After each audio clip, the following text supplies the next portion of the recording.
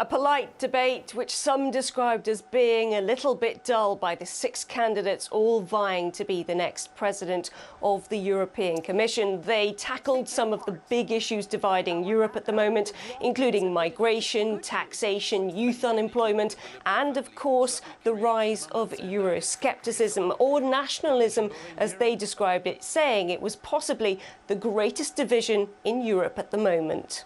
People who used to vote for my party and many parties here are now voting for nationalist parties, sometimes even extremist parties. That's our fault.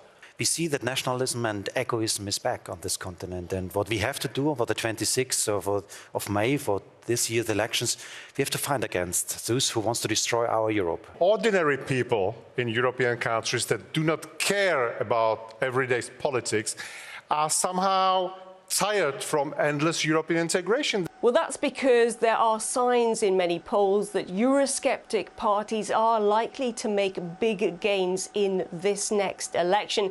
Some polls suggesting that they could actually double the number of seats, which would mean, if that's the case, they would hold around 15% of the seats in the European Chamber. A lot, and many people are very concerned about that, particularly the centrists and the liberals. And all of the candidates urged people to do whatever they could to get out and to vote next week. And some even suggested that there could be a prospect in the future of changing the mechanism of voting within the European Union.